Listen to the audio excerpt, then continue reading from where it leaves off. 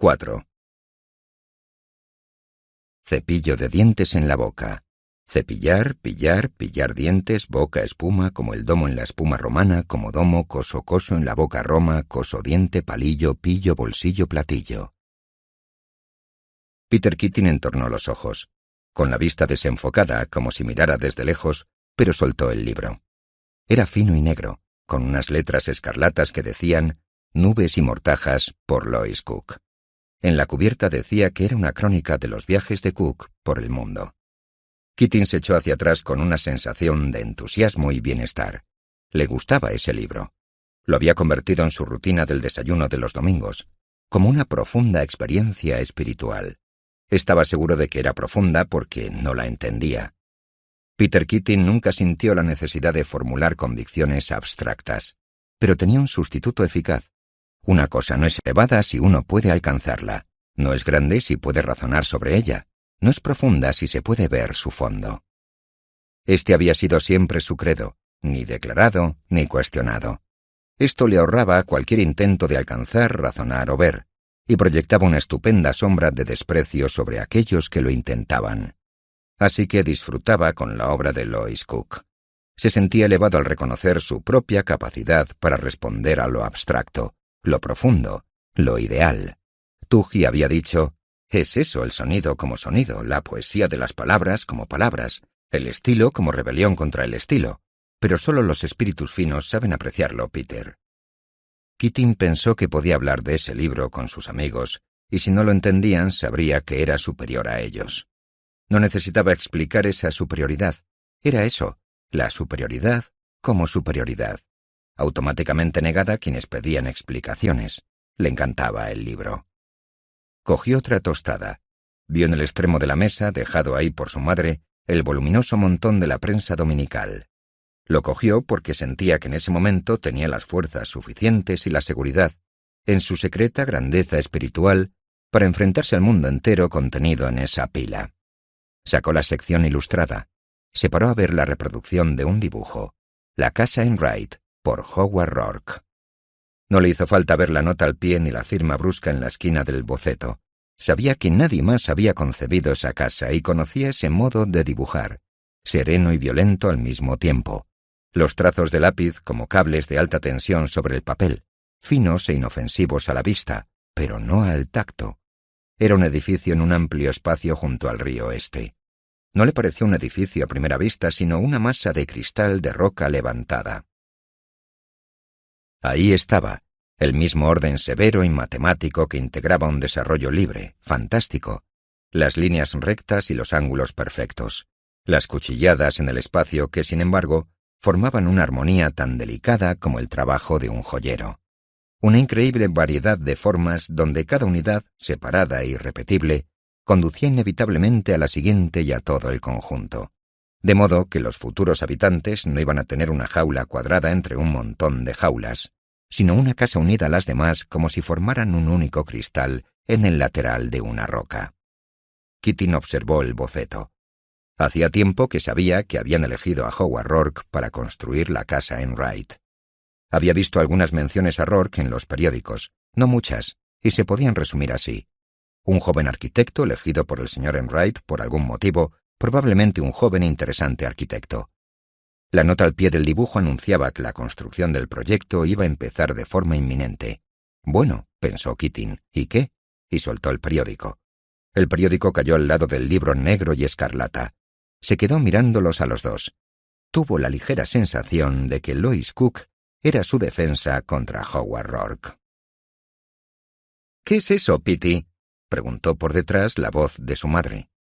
Keating le alargó el periódico por encima del hombro. Al cabo de un segundo el periódico volvía a caer sobre la mesa a su espalda. «Oh», dijo la señora Keating, encogiéndose de hombros. «Uf». Estaba de pie a su lado.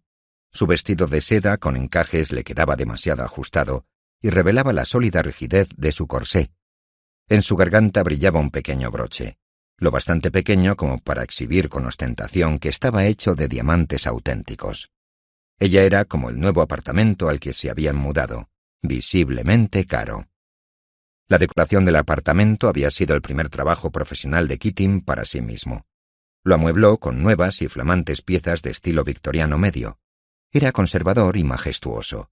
Encima de la chimenea del salón había colgado un gran cuadro antiguo que no era, pero parecía, de un ilustre antepasado. «Pitty, cariño, odio tener que meterte prisa un domingo por la mañana, pero ¿no es hora de arreglarse? Ahora tengo que irme corriendo y me daría mucha rabia que te olvidases de la hora y llegaras tarde. Qué amable el señor Tuggy al invitarte a su casa». «Sí, mamá». «¿Habrá también algún invitado famoso?» «No, sin invitados, pero habrá otra persona allí que no es famosa». Su madre lo miró con expectación y él continuó: «Estará Katie». El nombre no pareció provocarle ningún efecto. Una extraña seguridad la recubría últimamente, como una capa de grasa que esa cuestión particular ya no podía penetrar. «Solo es una merienda familiar», recalcó él. «Eso es lo que me dijo». «Muy amable por su parte. Estoy segura de que el señor Tuggy es un hombre muy inteligente». «Sí, mamá». Él se levantó impaciente y se fue a su habitación. Era la primera visita de Keating al distinguido hotel residencial al que se habían mudado hacía poco Catherine y su tío. No se fijó mucho en el apartamento, más allá de recordar que era simple, muy limpio y elegantemente modesto, y en el que había una gran cantidad de libros y muy pocos cuadros, aunque auténticos y valiosos. Uno nunca se acordaba del apartamento de Ellsworth, solo de su anfitrión. El anfitrión aquella tarde de domingo llevaba un traje gris oscuro, correcto como un uniforme, y unas chinelas de charol negro con ribetes rojos. Las chinelas se burlaban de la severa elegancia del traje, y sin embargo completaban la elegancia con su audaz anticlímax. Estaba sentado en un amplio sillón bajo, y en su cara había una expresión de dulzura cauta, tan cauta que Keating y Catherine se sentían a veces como meras pompas de jabón. A Keating no le gustaba cómo se sentaba Catherine, en el borde del sillón, encorvada, juntando con torpeza las piernas. Le habría gustado que no hubiese vestido el mismo conjunto 3 temporadas seguidas, pero lo llevaba puesto. Ella tenía la vista fija en algún punto del centro de la alfombra. Apenas miró a Keating. Nunca miró a su tío. Keating no encontró ni rastro de aquella gozosa admiración con que siempre había hablado de Tuggy, y que había esperado que mostrara en su presencia. Había cierta pesadez y desánimo en Catherine, y estaba muy cansada. El sirviente de Tuggy les llevó la bandeja del té. «¿Lo sirves, por favor, querida?», le dijo Tuggy a Catherine. «Oh, no hay nada como el té por la tarde. Cuando el Imperio Británico se derrumbe, los historiadores descubrirán que no hizo más que 2 inestimables aportaciones a la civilización: este ritual del té y las novelas policíacas. Catherine, querida, tienes que agarrar el asa de la tetera como si fuese el hacha de un carnicero. Pero no importa, es encantador en realidad. Por eso te queremos, Peter y yo. No te querríamos igual si tuvieses la gracia de una duquesa. ¿Quién quiere una duquesa hoy en día?». Catherine sirvió el té y derramó un poco en el cristal de la mesa, lo que nunca le había pasado. «Quería veros a los 2 juntos, por una vez», dijo Tuggy, con una delicada taza en la mano que balanceaba sin prestarle atención. «Qué tonto soy, ¿verdad? Aunque en realidad no sea una gran ocasión, me pongo tonto y sentimental a veces, como todos. Te felicito por tu elección, Catherine. Te debo una disculpa, nunca sospeché que tuvieses tan buen gusto. Tú y Peter hacéis una pareja maravillosa. Le harás mucho bien, le prepararás la crema de trigo, le lavarás los pañuelos y darás a luz a sus hijos, aunque, por supuesto, los niños tendrán todos sarampión en algún momento u otro, lo cual es una molestia». «Pero, después de todo, ¿lo apruebas?», preguntó Keating ansioso. «¿Qué si lo apruebo? ¿El qué, Peter?». «Que nos casemos, en algún momento». «¡Qué pregunta tan innecesaria, Peter! Por supuesto que lo apruebo. Pero qué jóvenes sois. Así es como los jóvenes crean problemas donde no existen. Lo has preguntado como si la cosa fuese tan importante que pudiera no aprobarlo». «Kate y yo nos conocimos hace 7 años», dijo Keating a la defensiva. «Y fue un amor a primera vista, claro». «Sí», dijo Keating y se sintió ridículo. «Debió de ser en primavera», dijo Tuggy. «Suele serlo, siempre hay un cine oscuro y 2 personas ajenas al mundo que se cogen de la mano, pero las manos sudan cuando están cogidas mucho rato, ¿no? Aún así es hermoso estar enamorado. La historia más linda jamás contada y la más trillada. No te gires así, Catherine. Nunca debemos permitirnos perder nuestro sentido del humor». Él sonrió. La bondad de su sonrisa abrazó a los 2. La bondad era tan grande que hacía que el amor de ellos pareciera pequeño y mezquino, porque sólo algo despreciable podría evocar esa inmensa compasión. Preguntó: «A propósito, Peter, ¿cuándo tenéis intención de casaros?» Pues nunca hemos fijado la fecha definitiva. Ya sabes cómo ha sido todas las cosas que me están pasando. Y ahora Katie tiene su trabajo y por cierto», añadió bruscamente porque ese asunto del trabajo de Katie lo irritaba sin motivo, «cuando nos casemos, Katie, tendrás que dejarlo. No me parece bien». «Pero, claro», repuso Tughy, «yo tampoco lo apruebo, si a Catherine no le gusta». Catherine trabajaba de ayudante en la guardería del centro benéfico Clifford. Había sido su propia idea. Solía visitar el centro con su tío, que daba clases de economía allí, y se interesó por el trabajo. «Pero si me gusta», dijo de repente nerviosa. «No sé por qué te molesta, Peter». Había un tono de dureza en su voz, desafiante y desagradable. «Nunca he disfrutado tanto con nada en mi vida. Ayudar a personas necesitadas e infelices. Fui allí esta mañana, no tenía que ir, pero quise ir. Y después me di tanta prisa para volver a casa que no me dio tiempo a cambiarme de ropa. Lo que parece que no importa porque ¿a quién le importa mi aspecto?» El tono de dureza había desaparecido, y ahora hablaba ansiosa, muy deprisa. «Y figúrate, tío Ellsworth, al pequeño Billy Hansen le dolía la garganta. ¿Te acuerdas de Billy? Y la enfermera no estaba, así que tuve que frotársela con argirol. Al pobrecito, tenía unas terribles placas de pus en la garganta». Su voz parecía brillar como si estuviese hablando de una gran belleza. Miró a su tío. Por primera vez Keating vio el efecto que esperaba. Siguió hablando de su trabajo, de los niños, del centro.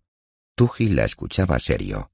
No dijo nada, pero esa gravedad en sus ojos lo cambió, y su alegre jocosidad desapareció, y se olvidó de su propio consejo. Estaba siendo serio, muy serio, de hecho. Cuando vio que el plato de Catherine estaba vacío, le ofreció la bandeja de bocadillos con un simple gesto que, de algún modo, convirtió en un elegante gesto de respeto. Keating esperó con impaciencia a que ella se callara un momento. Quería cambiar de tema. Echó un vistazo al salón y vio la prensa dominical. Era una pregunta que llevaba tiempo queriendo hacerle. Se la hizo con cautela. «Ellsworth, ¿qué opinas de Rourke?» «¿Rourke? ¿Quién es Rourke?», preguntó Tughy. La forma excesivamente ingenua e insignificante con que repitió el nombre, con el leve y despectivo tono de interrogación, muy perceptible al final, le dio la certeza a Keating de que Tughy conocía bien ese nombre. Uno nunca recalcaría su total ignorancia sobre un tema si fuese algo que ignorase por completo. Keating dijo: «Howard Rourke, ya sabes, el arquitecto, el que está haciendo la casa en Wright». Sí, uno que está haciendo la casa en Wright, por fin, ¿no? Hay una imagen de él en el Chronicle de hoy». «Sí, el Chronicle sí que lo he ojeado». «¿Y qué opinas de ese edificio?» «Si fuese importante, lo habría recordado». «Claro». Las sílabas de Keating danzaban como si su aliento las fuese atrapando a su paso. «Es una cosa espantosa, una locura. No se parece a nada que hayas visto ni que quieras ver». Se sintió liberado. Era como si se hubiese pasado la vida creyendo que era portador de una enfermedad congénita y que de pronto las palabras del mayor especialista de la Tierra lo hubieran declarado sano. Quiso reír, libre y estúpidamente, sin dignidad. Quería hablar. «Howard es amigo mío», dijo contento. «¿Amigo tuyo? ¿Lo conoces?» «Y tanto que lo conozco, sí. Fuimos juntos a la universidad, a Stanton, ya sabes. Vivió 3 años en nuestra casa, y te puedo decir hasta el color de su ropa interior y cómo se ducha, porque lo he visto». «¿Vivió en vuestra casa en Stanton?», repitió Tughy, que hablaba con una especie de precisión cautelosa. Sus golpes de voz eran débiles, secos y terminantes, como el crujido de las cerillas al partirse. Era muy curioso, pensó Keating. Tughy le estaba haciendo muchas preguntas sobre Howard Rourke, pero las preguntas no tenían sentido. No tenían que ver con los edificios, y nada que ver con la arquitectura. Eran preguntas personales, absurdas y extrañas, para tratarse de un hombre del que nunca había oído hablar. «¿Suele reírse?» «Rara vez». «¿Parece infeliz?» Nunca.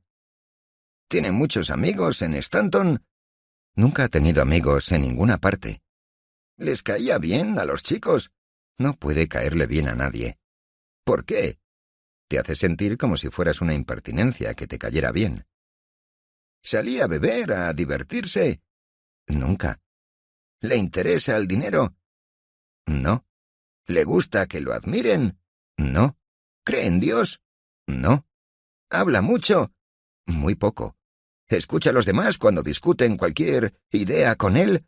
Escucha. Sería mejor que no lo hiciera. ¿Por qué? Sería menos insultante, si sabes a qué me refiero, cuando un hombre te escucha de ese modo y sabes que no le importa lo más mínimo. ¿Siempre quiso ser arquitecto? Él... ¿Qué pasa, Peter? Nada, es que acabo de pensar lo extraño que es que yo nunca me haya hecho esa pregunta sobre él. Esto es lo extraño. No puedes preguntarte eso sobre él. Está obsesionado con la arquitectura. Tiene tanta maldita importancia para él que ha perdido toda perspectiva humana. No tiene ningún sentido del humor. Ahí lo tienes, Ellsworth. Un hombre sin sentido del humor. Uno no se pregunta qué haría él si no quisiese ser arquitecto. No, te preguntas qué haría si no pudieses ser arquitecto, dijo Toohey. Pasaría por encima de los cadáveres, de todos y cada uno de ellos, de todos nosotros, pero él sería arquitecto. Toohey dobló su servilleta. El pequeño cuadrado de tela limpia que tenía en la rodilla. La dobló con precisión, 2 veces por la mitad, y pasó la uña por el pliegue para marcar bien la doblez. ¿Te acuerdas de nuestro grupito de jóvenes arquitectos, Peter? Estoy haciendo algunos preparativos para celebrar pronto una primera reunión. He hablado con muchos de nuestros futuros miembros y te halagaría saber lo que dijeron de ti como futuro presidente. Siguieron con una agradable charla otra media hora. Cuando Keating se levantó para irse, Toohey dijo: «Ah, sí, le he hablado a Lois Cook de ti. Tendrás noticias suyas pronto». «Muchas gracias, Ellsworth. Por cierto, estoy leyendo Nubes y Mortajas». «¿Y qué tal?» «Oh, es tremendo. Ya sabes, Ellsworth, te hace pensar de forma muy diferente sobre todo lo que ya habías pensado». «Sí, ¿verdad?», dijo Toohey. Se quedó parado junto a la ventana mirando el último rayo de sol de aquella tarde fría y luminosa. Después se volvió y dijo: «Hace un día precioso. Probablemente uno de los últimos de este año. ¿Por qué no te llevas a Catherine a dar un paseo, Peter?» «Me encantaría», dijo Catherine entusiasmada. «Muy bien, adelante», dijo Toohey con una alegre sonrisa. «¿Qué pasa, Catherine? ¿Tienes que esperar a que yo te dé permiso?» Cuando iban paseando juntos, cuando estuvieron a solas en el frío resplandor de las calles bañadas por la luz del atardecer, Keating sintió que volvía a recuperar todo lo que Catherine había significado siempre para él, la extraña emoción que no podía mantener delante de los demás. Cerró la mano sobre la de ella. Ella apartó la mano. Se quitó el guante y deslizó los dedos entre los suyos. Entonces pensó de pronto en que las manos sudaban si estaban cogidas mucho tiempo, y empezó a andar más rápido, con fastidio. Pensó que paseaban por ahí como Mickey y Minnie Mouse, y que seguramente resultaran ridículos a los transeúntes. Para sacudirse de encima esos pensamientos, la miró a la cara. Ella iba mirando al frente, a la luz dorada, y vio su delicado perfil y la leve arruga de una sonrisa en la comisura de la boca. Una sonrisa de felicidad serena. Pero advirtió una palidez en el borde de los párpados y empezó a preguntarse si tendría anemia.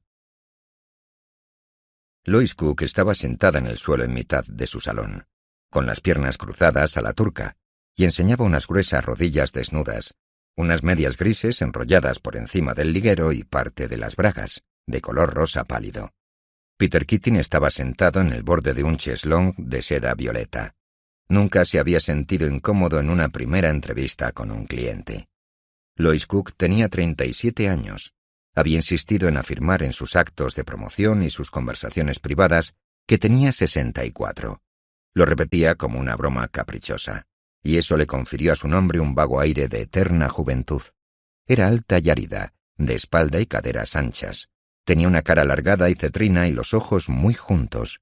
El pelo, unos mechones grasientos, le llegaba por encima de las orejas. Tenía las uñas rotas. Su aspecto era ofensivamente desaliñado, con un desaseo tan estudiado como el acicalamiento, y con el mismo propósito. Hablaba sin cesar, balanceándose atrás y adelante sobre sus piernas. «Sí, en Bowery, una residencia privada, el santuario de Bowery. Tengo el terreno, lo quería y me lo compré, tan simple como eso. O el idiota de mi abogado lo compró por mí. Tiene que conocer a mi abogado, tiene halitosis.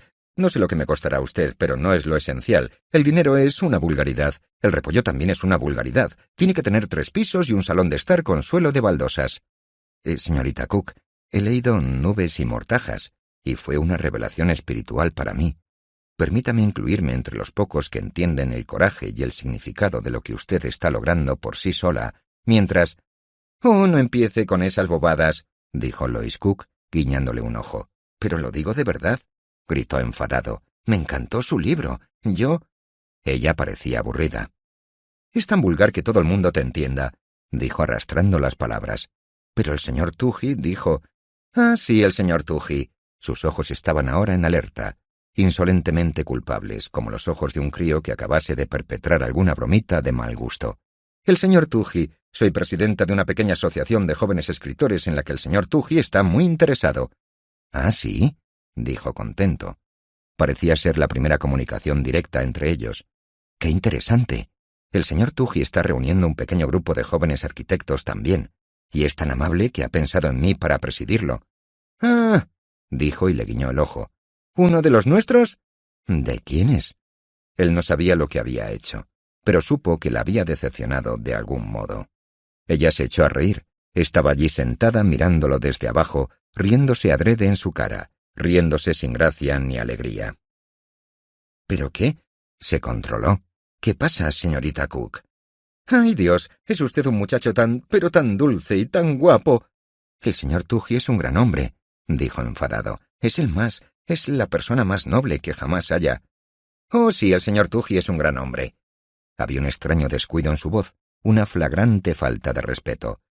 «Es mi mejor amigo, el hombre más maravilloso de la Tierra. Está la Tierra y luego está el señor Toohey. Es una ley natural. Aparte piensa en las estupendas rimas que se pueden hacer. Toohey, Huey, Fuey, Huey. Con todo es un santo. Eso es muy poco frecuente. Tan poco frecuente como los genios. Yo soy un genio. Quiero un salón de estar sin ventanas. Ninguna ventana en absoluto. Acuérdese cuando dibuje los planos. Ninguna ventana, suelo de baldosa y el techo negro. Y sin electricidad. No quiero electricidad en mi casa, solo quinqués. Quinqués con chimeneas y velas. Al diablo con Thomas Edison. No fue nadie, después de todo».